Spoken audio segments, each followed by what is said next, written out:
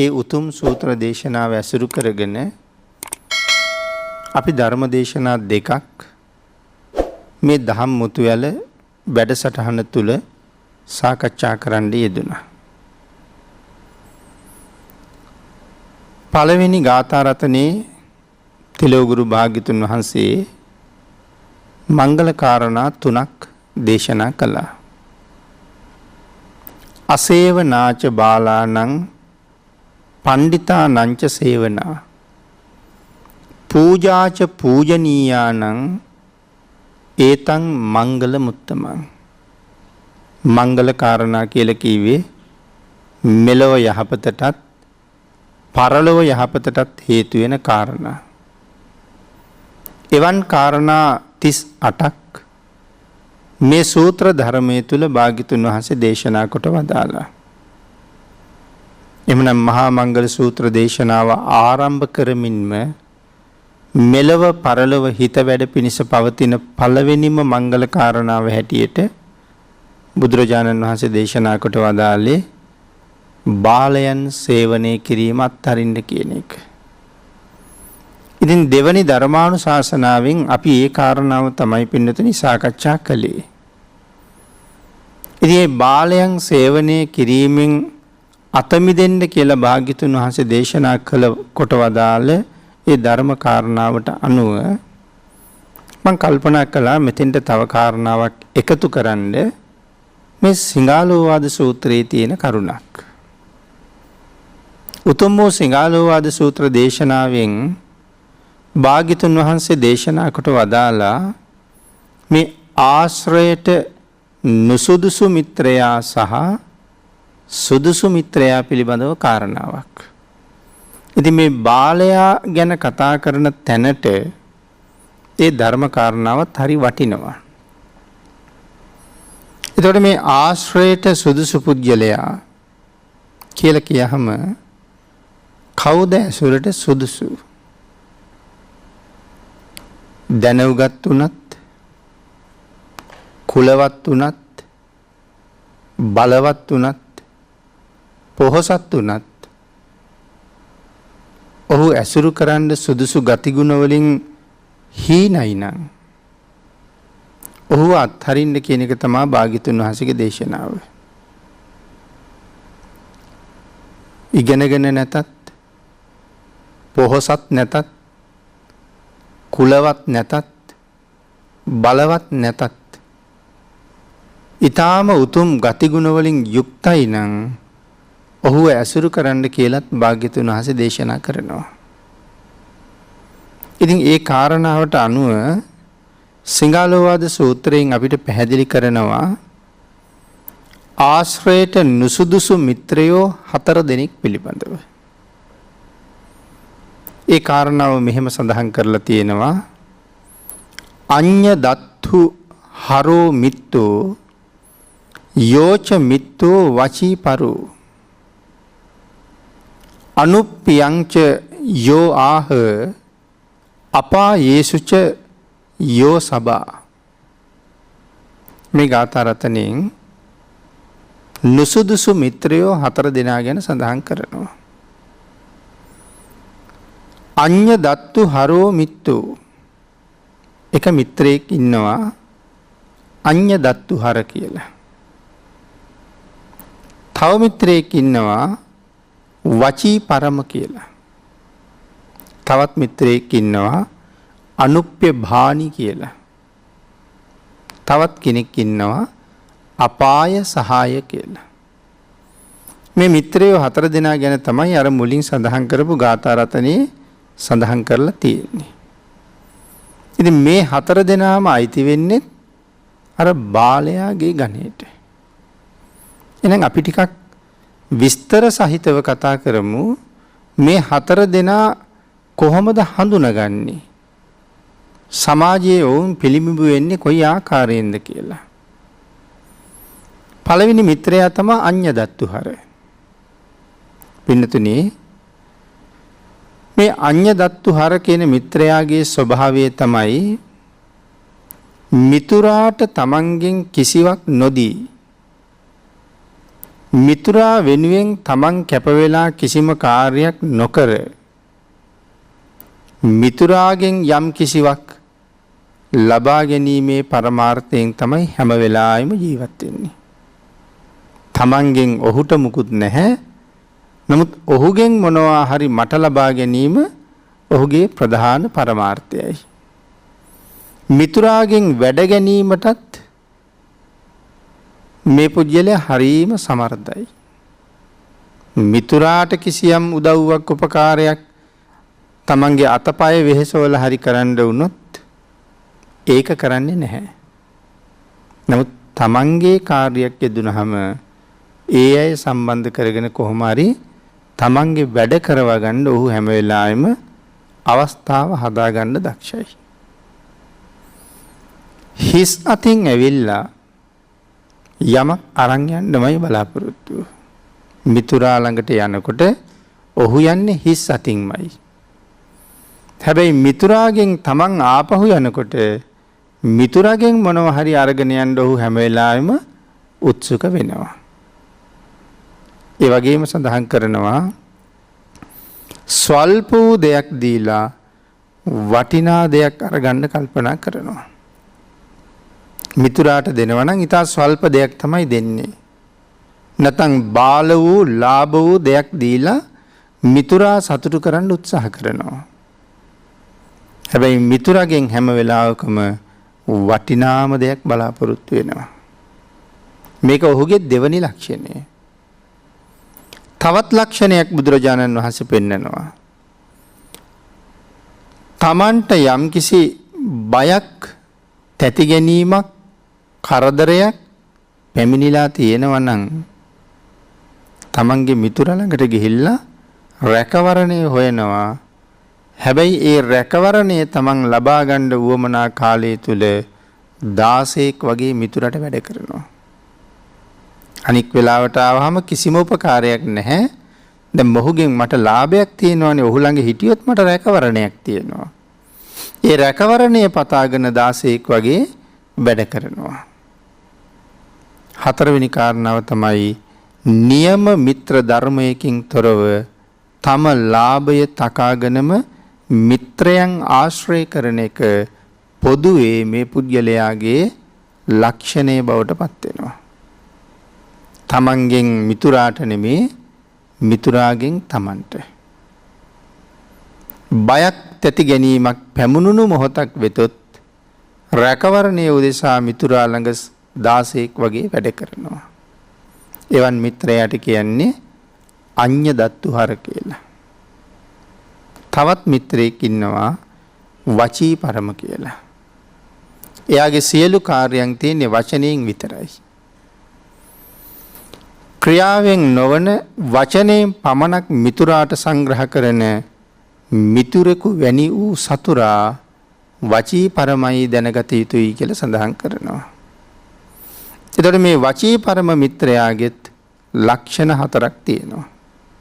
ඔහු හඳුනා ගන්න ලක්ෂණ 4ක් තියෙනවා. මෙවන් අය පින්නතුනි අපි අතර අපේ මිතුරුකම තුල ඕන තරම් ඉන්නවා මේ වාගේ අය. නමුත් අපි ඔවුන් හරියටම හඳුනන්නේ නැහැ මේ ධර්මයෙන් මොහුට මොන වගේ තැනක්ද තියෙන්නේ. ධර්මයේ තුල මොවුන් හඳුන්වලා තියෙන්නේ කොහොමද කියලා අපි දන්නේ නැහැ. හැබැයි භාග්‍යතුන් වහන්සේ දේශනා කරන්නේ මොවුන් සියලු දෙනා දුරස් කළ යුතුයි කියලා. එනම් මේ වචී පරම මිත්‍රයාගේ ස්වභාවය තමයි තමන්ගේ මිතුරා යමක් ඉල්ලා ගැනීමට පැමිණියහොත් එක්කෝ අතීතයෙන් සංග්‍රහ කරනවා. එහෙම නැත්නම් අනාගතයෙන් සංග්‍රහ කරනවා. එතකොට අතීතයෙන් සංග්‍රහ කරනවා කියලා කියන්නේ අපි කියමු මට මුදල් හදිසියක් වුණා. එනම යාළුවා ගාවට යනවා මුදලක් අතමාරුවට ඉල්ලගන්න. ඔහු ළඟ මුදල් තියෙනවා. නමුත් ඔහු මට කියනවා අපරාධිනේ ඊයේ පෙරේද ඇවිල්ලා ඉල්ලුවා නම් මට ඇති තරම් දෙන්න තිබ්බා. අපි ළඟ ඊයේ පෙරේද හොඳට මුදල් තිබුණා. ඒ කාලේ අපි කල්පනාත් කළා නුඹත් එයිද කියලා. නමුත් ඉතින් දැන් නැහැ. අපරාධ නිකමට ඊයේ දිහාවත් කතා කළා නම් මොනවා හරි කරන්න තිබුණානේ කියලා අන්න ඒ වාගේ වචන ටිකක් කියලා අතීතයෙන් සංග්‍රහ කරනවා.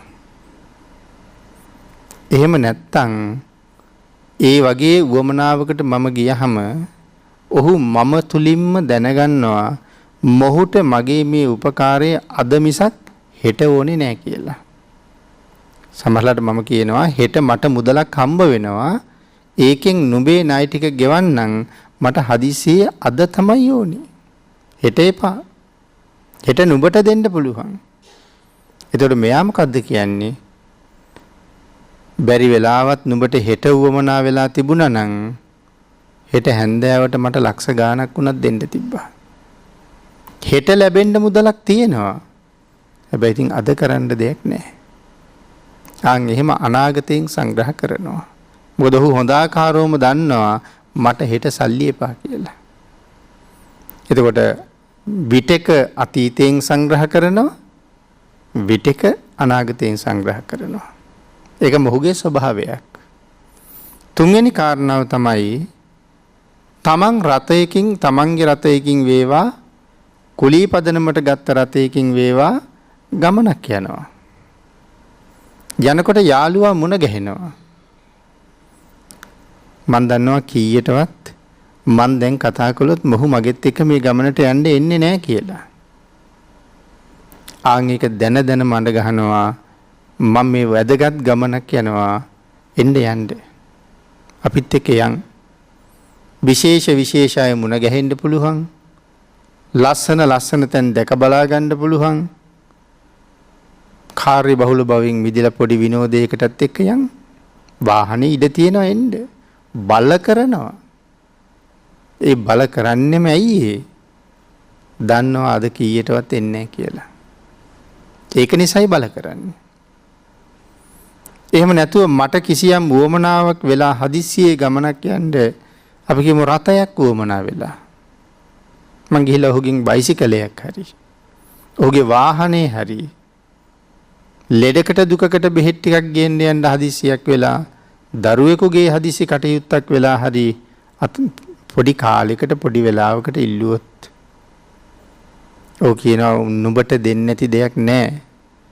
මගේ තියෙන ඕනම දෙයක් නුඹ වෙනුවෙන් අත්හැරලා තියෙන්නේ.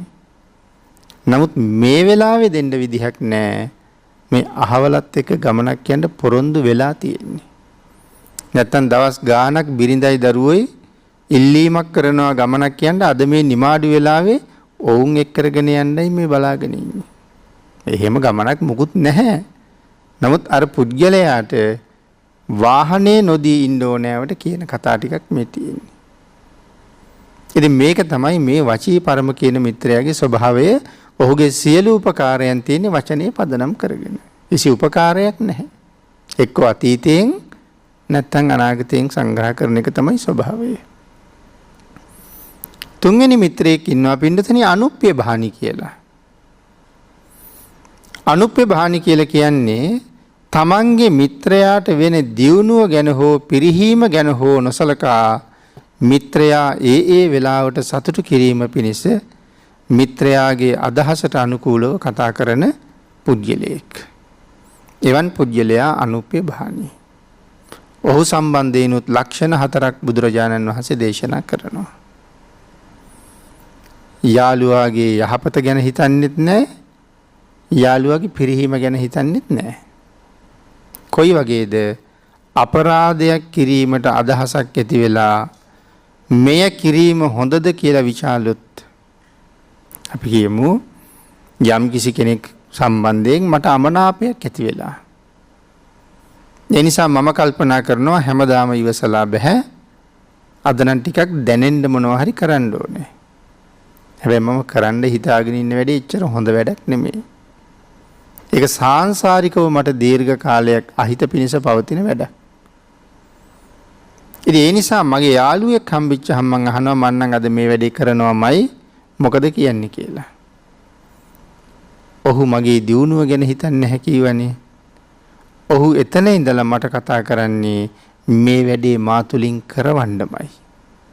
ඒ වරද මා තුලින් කරවන්නම තමයි උත්සාහ කරන්නේ.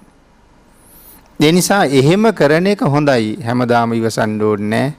හැමදාම බලාගෙන ඉන්න ඕනේ නැහැ. කවදා වෙනකන් ඔව්ව ඉවසගෙන ඉන්නද මේ වගේ නොඑක් දේවල් කිය අර වරදටම පොළඹවනවා. ඒ පොළඹවන්නේ ඇයි? ඔහුගේ අදහසට මමත් කැමතියි කියලා ඔහු සතුටු කරවන්නයි එහෙම කරන්නේ.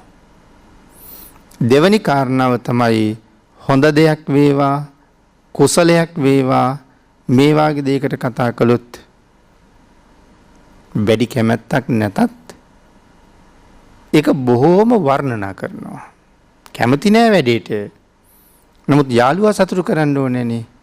ඒ නිසා වර්ණනා කරනවා ඒව තමයි කරන්න ඕනේ. ඒව තමයි අපෙන් වෙන්න ඕනේ. මේ විදිහට කිය යාළුවා සතුටු කරනවා තමන්ගේ අකමැත්ත ප්‍රකාශ කරන්නේ නැහැ.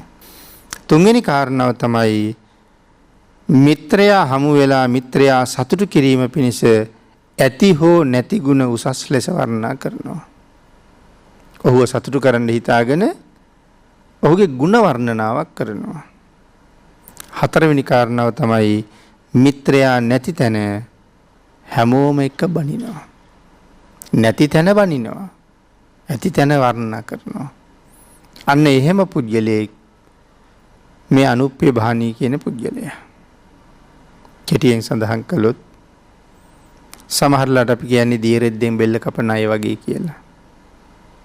අන්නේ ගණේටත් අයිති වෙන අය. නැති තැන බයිනවා, ඇති තැන වර්ණනා කරනවා, යහපතක් කරනවා කියොත් ඒකත් අගේ කරනවා, අයහපතක් කරන්න ලෑස්ති වුණොත් ඒකත් අගේ කරනවා. කල්යාණ මිත්‍රයාගේ ස්වභාවය මොකද්ද? යහපත නම් කොහොමත් අගේ කරනවා, අයහපත කවදාවත් අගේ කරන්නේ නැහැ. ඒ අයහපත් වැඩේ අගේ නොකරන දවසට මගේ යාළුවා ජීවිතයේ තියෙන තාක්කල් මගෙත් එක්ක අය සම්බන්ධකම් පවත්වන්නේ නැති වෙන්න පුළුවන්. නමුත් සත්පුරුෂයා කවදාවත් හොඳ වුණත් නරක වුණත් වැරදි වැඩි අගේ කරන්නෙම නැහැ. නමුත් මෙවන් මිත්‍රයන්ගේ ස්වභාවය තමයි හිත දිනා ගන්න නිසා වරදටත් ආවඩනවා, හොඳ වැඩේටත් ආවඩනවා. එවන් අය හරි භයානකයි. අපාය සහාය මිත්‍රයා තමන්ගේ මිත්‍රයාගේ පිරිහීමට මාර්ග යොදන මිත්‍රයෙක් වැනි හතුරෙක්. පිරිහීමට මඟ හදන මිතුරෙක් වගේ සතුරෙක්. ඔහුට කියනවා අපාය සහාය කියලා.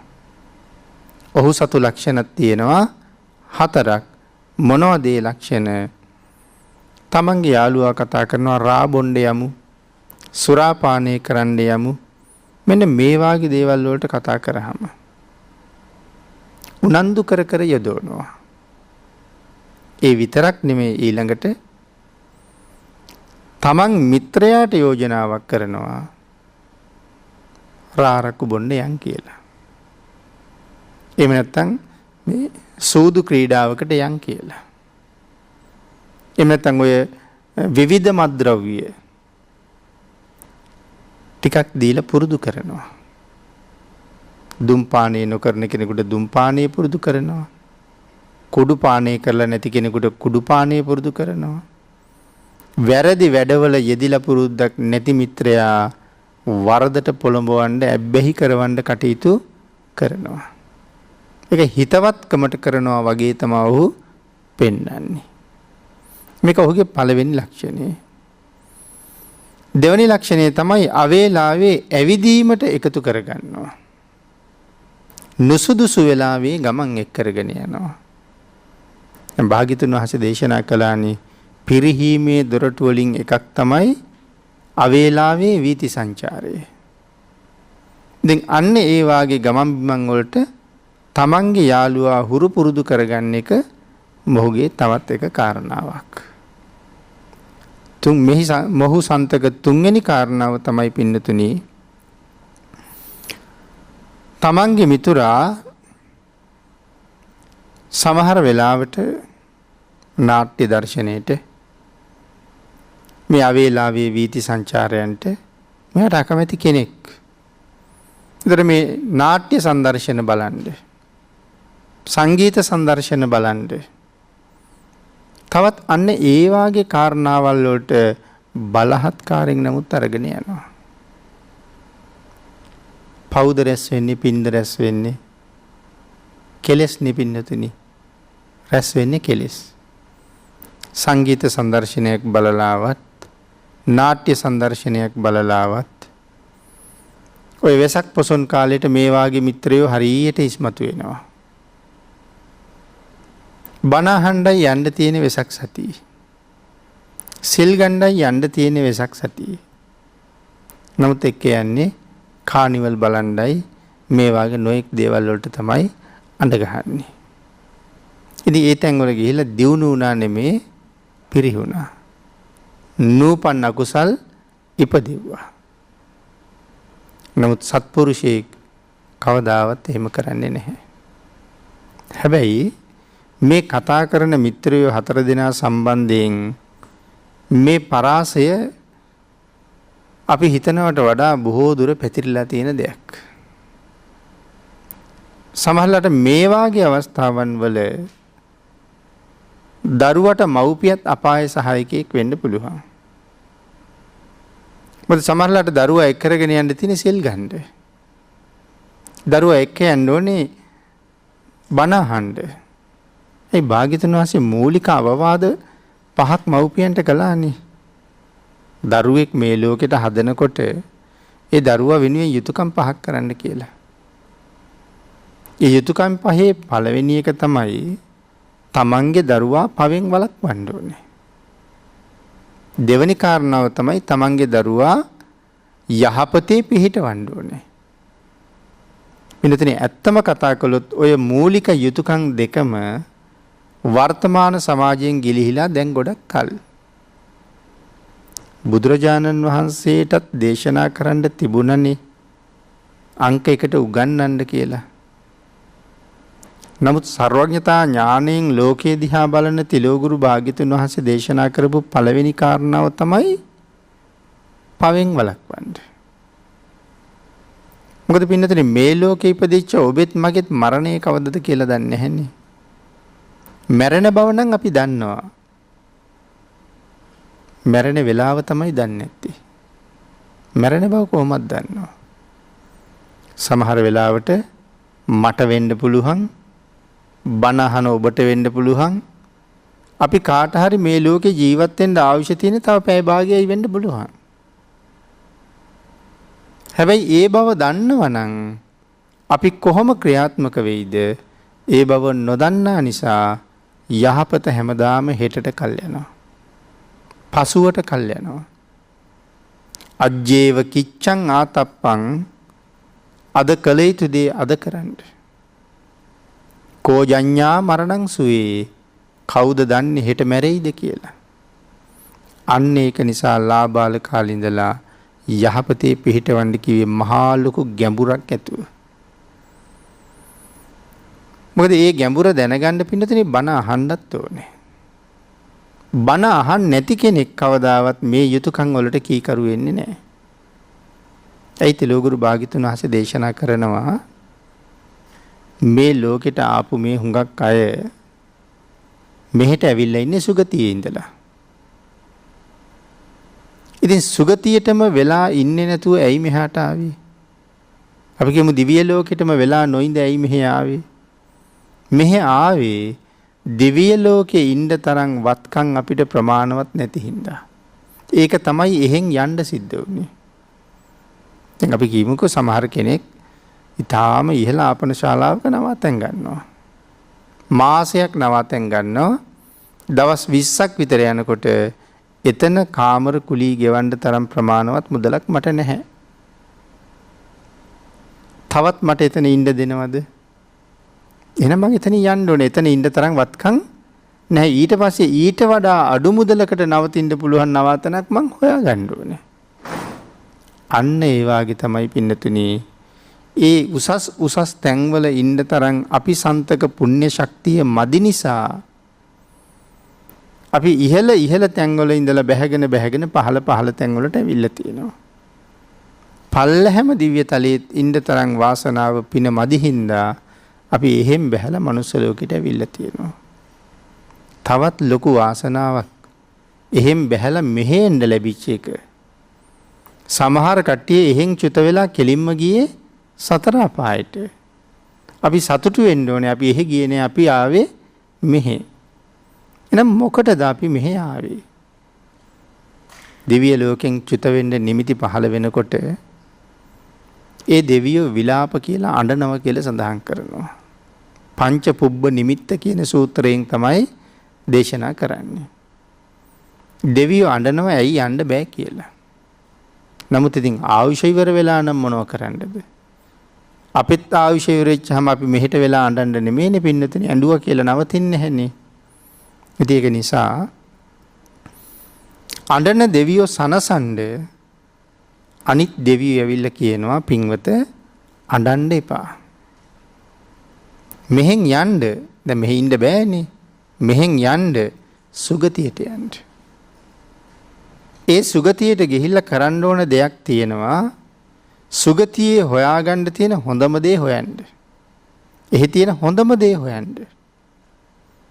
ඒ මත හරියටම පිහිටන්න. ඒ මත හරියටම පිහිටලා වැඩ කරලා එහෙන් චුත වෙලා ආපහු අපි ගාවටම එන්න. එතකොට ඒ කියන්නේ අර වැය වුණ ටික හොයාගෙන ආයෙ එන්න කියලා කිව්වේ. පෙර සිටුවරු 365 දාම දන් දුන්නනේ. ඒ දන් දෙන අතරේ සිටුවරු කල්පනා කරනවා දැන් මෙහෙම දීගෙන යනකොට මගේ ධනය අඩු වෙනවා. අඩු වුණොත් මට මේ දානෙට දෙන්න තියෙන දේවලුත් අඩු කරන්න වෙනවා නැත්තම් දන් වැට නතර කරන්න වෙනවා. ඒක නිසා කරන්නේ දන් දෙන එක දරුවන්ට බාර කරලා ප්‍රධානියා විදේශගත වෙනවා වෙළඳාමට. ආපහු මුදල් හොයාගෙන එනකන් මේකෙන් දෙන්න. ඒතර මේක ඉවර වෙගෙන එනකොට හොයාගෙන ආපු මුදල තියෙනවා. අන්න ඒ වගේ දැන් අපිත් පින අඩු වෙලා අපි මෙහාට ආවේ අඩු වුණ පින් ප්‍රමාණය හම්බ කරන්න. මෙහි ඇවිල්ලා තියෙන එකට. එහෙනම් දෙවියෝ සඳහන් කරනවා මෙහෙන් චුත වෙලා සුගතියට යන්න භික්ෂූන් වහන්සේලා පස්සේ බුදුරජාණන් වහන්සේගෙන් අහනවා ස්වාමීනි සුගතියේ ඉන්න දෙවියෝ සුගතියෙන් චුත වෙලා යන සුගතිය මොකක්ද? භාග්‍යතුන් වහන්සේ උත්තරයක් දෙනවා මහණෙනි ඔවුන් එහෙන් චුත වෙලා සුගතියට එනවා කියලා කියන්නේ මනුස්ස ලෝකෙට එනවා. මෙහි ඇවිල්ලා හොයාගන්න තියෙන හොඳම දේ හොයාගන්න කිව්වා. හොදාගන්න තියෙන හොඳම දේ තමයි තථාගතප්ප වේදිත ශ්‍රී සද්ධර්මය. භාග්‍යතුන් වහන්සේගේ නිර්මල ධර්ම පරියාප්තිය හොයාගන්න කියනවා. ඒ මත පිහිටන්න කියලා කියන්නේ ශ්‍රද්ධාවෙන් ඒ ධර්මයේ තුල ජීවත් වෙන්න කියලා කියනවා. මේ ලෝකෙන් මැරිලා ආපහු සුගතියටම එන්න කියලා කියනවා. එහෙනම් අපි මෙහාට ආවේ වැය වුණ පින් ප්‍රමාණය හම්බ කරගෙන පිනෙන් පිරීලා ආපහු එහේ යන්න. හැබැයි මෙහි ආපු අයගෙන් 99%කටම ආවේ මොකටද කියන එක අමතක වෙනවා. ඒක ඉතින් පින්නතිනේ වරදක්මත් නම් නෙමෙයි. ආවේයි කියලා අමතක වෙන එක. මැරිලා ඉපදුන නිසා අමතක වෙනවා. සාමාන්‍ය ජීවිතෙත් අපි මේ වචනේ පාවිච්චි කරනවානේ. මොනවා හරි දෙයක් මතක නැති වුනහම කෙනෙකුට අපි අහනවනේ මැරිලා උපන්නද කියලා. එහෙනම් සුගතියෙන් චුත වුණා කියන්නේ එහෙන් මැරුණා කියන එකනේ. එහෙන් මැරිලා මෙහි ඉපදුනා. එතකොට ආවේ මොකටද කියන එක අමතක වෙලා. අන්න ඒක නිසා භාග්‍යතුන් වහන්සේ දේශනා කළා සත්පුරුෂයෝ තමයි මෙහි ආවේ මොකටද කියන එක අපිට කියලා දෙන්නේ. ඒ නිසා සත්පුරුෂයන්ගේ ආශ්‍රය අත්‍යවශ්‍යයි. එතකොට මේ ලෝකේ ඉපදිච්ච කෙනෙකුට මුලින්ම හම්බ වෙන සත්පුරුෂයා කවුද? අම්මා සහ තාත්තා. අන්නේ දෙන්නට නමක් දීලා තියෙනවා පූර්වාචාරිවරු කියලා. විධිමත් පාසලට යන්න කලින් gedara තියාගෙන දරුවට උගන්වන්න ගොඩක් දේවල් තියෙනවා. මොනවද gedara තියාගෙන උගන්වන්න තියෙන්නේ? මුලින්ම නම් උගන්වන්න තියෙනවා අම්මා කවුද කියලා. ඒ දරුවා අම්මා දන්නේ නැති හින්දාද ඉස්සරලාම අම්මේ කියලානේ කිව්වේ. දරුවා අම්මා දන්නවා. මේ ඉන්නේ මගේ අම්මා, මේ ඉන්නේ මගේ තාත්තා. ඒ දෙකම දන්නවා. අම්මගේ ගුණය දන්නේ. තාත්තගේ ගුණය දන්නේ. අම්මා කියන්නේ මේ ලෝකෙට විශේෂ කෙනෙක්. තාත්තා කියන්නේ මේ ලෝකයේ සුවිශේෂී කෙනෙක්. ඒ විශේෂත්වයන් කොච්චරද? කෙටියෙන්ම කිව්වොත් පින්නතුනි අම්මටයි තාත්තටයි ඔයා කියන වචනේවත් සුදුසු නෑ කියලා කියන්නේ. අම්මේ ඔයා කියලා පාවිච්චි කරන්න හොඳ නෑ කියලා තියෙන්නේ. තාත්තේ ඔයා කියලා කතා කරන්න එපා කියලා තියෙන්නේ. තාත්තේ කියන තනි වචනින් කතා කරන්න පුළුවන්. එහෙම නැත්නම් පියාණන් වහන්සේ මෑණියන් වහන්සේ කියලා කතා කරන්න ඕනේ. ඒක තමයි කතා කරන ක්‍රමය. අම්මා කියන්නේ තාත්තා කියන්නේ එච්චර විශේෂ දෙන්නෙක්. නමුත් ඒකේ ඒ තරම් කතා කරන්න අපිට කාල වේලාව නැහැ මේ වෙලාවේ. බොහෝ දේශනාවල් වල ඒ කාරණාව පැහැදිලි කරලා තියෙනවා. දැන් අපේ පින්නතුන් රූප වාහිනිය නරඹනවා. එතකොට රජ කාලේ කතා ඒ වාගේ දේවලුත් අපිට බලන්න ලැබෙනවනේ පැරණි කාලේ කතා. දැන් බලන්න ඒ පැරණි නාට්‍යවල දරුවෝ මව්පියන්ට කතා කරන හැටි. ගුවන් විදුලියෙන් සවන් දීගෙන හිටියත් එවන් කතාවකට දරුවෝ මව්පියන්ට ආමන්ත්‍රණය කරන්නේ මෑණියන් වහන්සේ කියලා. පියාණන් වහන්සේ කියලා. දැන් ඔය රජවරුන්ගේ කතා තියෙනවා. ඔය කොයි වගේ දේවල් වුණත් මෑණියන් වහන්සේ පියාණන් වහන්සේ කියලා කතා කරන්නේ. ඒතර මේක තමයි පින්නතනේ අපි කතා කරපු ක්‍රමය. අම්මට ඒ ගෞරවය දීපු ක්‍රමය ඒක. නමුත් ඒ ක්‍රමය අපි අද දකින්නේ නාට්‍ය තුලින් විතරයි. අපේ සැබෑ ජීවිතේ ඒක නෑ. අම්මා කියන තනි වචනයෙන් කතා කරන්න පුළුවන්. අම්මේ ඔයා කියලා කතා කරන්න බෑ. නමුත් අපි ඔයාටත් වඩා පල්ලෙහෙන් ගියපු වචන වලින් තමයි බොහෝ දෙනා වර්තමානයේ කතා කරන්නේ. සරියුත් මහරහතන් වහන්සේ පිරිනිවන් පෑවේ උපන් ගෙදරනේ. උපන් ගෙදර පිරිනිවන් පාන්න වඩින්න ප්‍රධාන හේතුව තමයි උන්වහන්සේ පිරිනිවන් පාන්න තීරණය කරනකොටත් අම්මා තාමත් මිත්‍යා දෘෂ්ටිකයි. මට ජීවිතේ දුන්න මගේ අම්මා සංසාරයෙන් මුදවන්න නැතුව පිරිනිවන් පෑවොත් ඒක ලොකු අඩුවක්. එහෙම තීරණය කරලා තමයි ගෙදර වඩින්නේ. අන්තිමට උන්වහන්සේට පුළුවන් වෙනවා පිරිනිවන් පානා දවසේ මධ්‍යම රාත්‍රියේ වෙනකොට මධ්‍යම රාත්‍රියේ පහු වෙනකොට තමන්ගේ අම්මා සෝවාන් තත්වයට පත් කරන්න. හැබැයි ඉතින් අම්මා සෝවාන් වුණාට පස්සේ සරියුත් මහරහතන් වහන්සේගෙන් ප්‍රශ්නයක් අහනවා.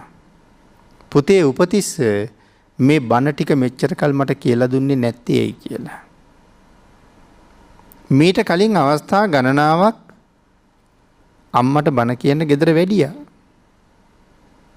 අම්මගෙන් බැනුම් අහගෙන සාරිපුත්‍රයන් වහන්සේ ආපහු වැඩියා. බැරි වුණා අම්මා ගන්න දෙන්න. හැබැයි එදා ඇහුවාම පුතේ උපතිස්ස මේ බණ ටික මට මීට කලින් කිව්වේ නැත්තේ ඇයි කියලා අහනකොටම දන්නවා අම්මා නොසලෙන ශ්‍රද්ධාවකට ආවා කියලා. අම්මගේ ප්‍රශ්නෙට නෙමෙයි උත්තර හම්බුනේ. සරියුත් මහරහතන් වහන්සේගේ මුවින් පිට වෙනවා හරි ලස්සන වචනයක්. මහ උපාසිකාවගේ කිරිමිලත් මං ගෙවලා ඉවර කළා කියලා.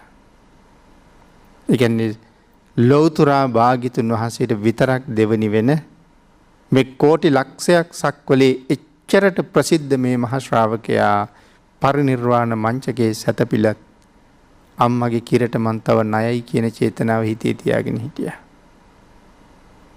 එනිසා භාග්‍යතුන් වහන්සේ සමහර තැන්වල සූත්‍රවල දේශනා කළා අම්මගෙන් බීපු එක කිරි බින්දුවක ණය ගෙවන්න මවට දෙන්න සම්පත් මේ ලෝකෙ මට නැති බව.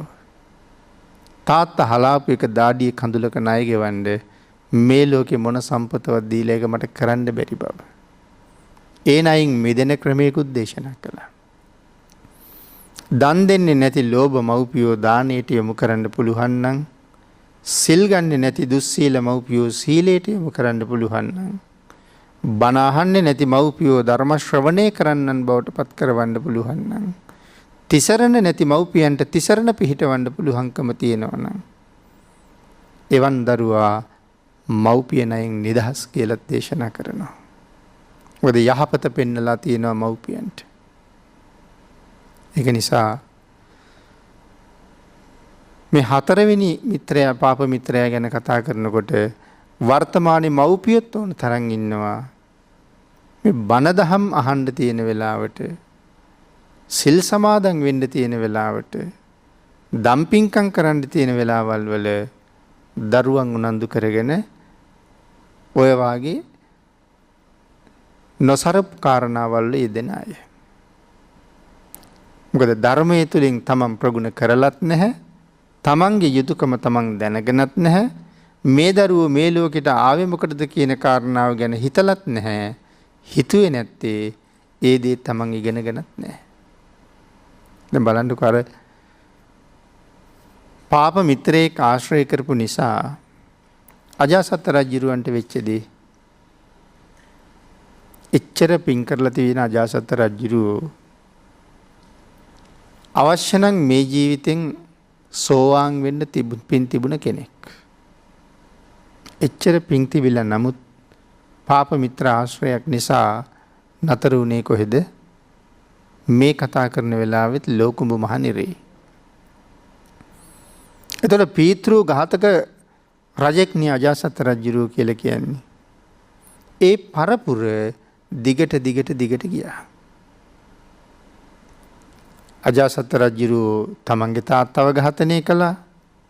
අජාසත් රජුරුවන්ගේ පුතා අජාසත් රජුරෝ ඝාතනය කළා. ඒ පුතාගේ පුතා ඒ තාත්තව ඝාතනය කළා. මේක පීතෘ ඝාතක පරපුරක් වුණා. ඒක ලෝකයට සාපයක් කියලා කල්පනා කරපු මිනිස්සු මේ රජ පෙළපතම විනාශ කරලා දැම්මා. රජ පෙළපත විනාශ කරලා දැම්මම රජ කරන්න කෙනෙක් නැහෙනේ. ඒ නිසා රටේ ඉන්න වගකිය යුතු අමාත්‍යවරයෙක් රජු බවට පත් කළා. අන්න ඒ වගේ යුතුයකම හරියට කරන්න අපි නොදන්නා කොට අපේ දරුවෝ ඔවුන් නිසා උපදින දරුවන්ට යුතුයකම් කරන්න කොහොම දන්නෙත් නැහැ.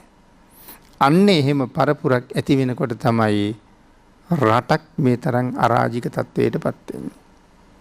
භාග්‍යතුන් වහන්සේගේ වචනයට පිටුපෑවහම කවදාවත් පින්නතිනේ අපිට යහපතක් වෙන්නේ නැහැ.